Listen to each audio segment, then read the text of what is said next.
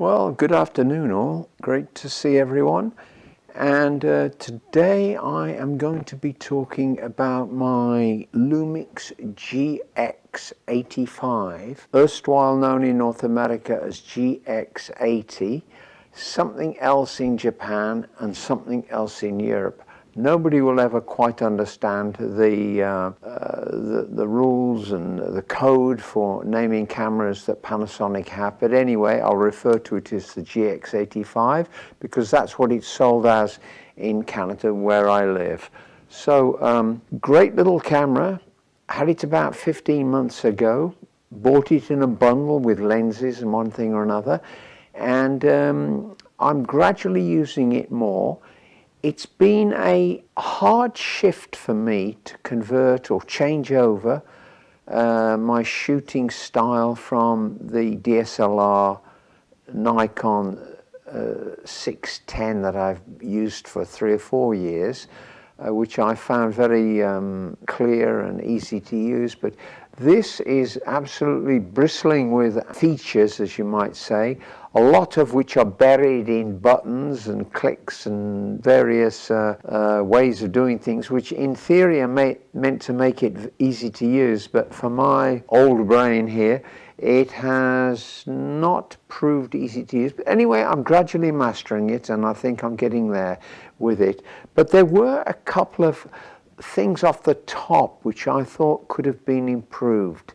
Really not that technical, but and I'll just raise those issues for you. One of the things as a photographer on limited budget, I think like most of us these days, I always use my hand strap. I put it on there, and if I ever do trip or fall or turn around suddenly, it doesn't go flying. And it has in fact saved the life of various cameras a couple of times that I have used it. So not going to knock the hand strap, but it was the issue of the size of the grip. I always found that this grip was rather small and underdeveloped on here and around, and I was always conscious of having to think very specifically about holding onto the cameras. So what I have done is to purchase some black foam rubber and stuck them on with the self-adhesive tape on them to this hand grip, so that I have raised the hand grip. I hope you can see that right next to the on-off switch at the back. But the shutter button, as delivered from the manufacturer, is very flush and smooth with the top of the camera body.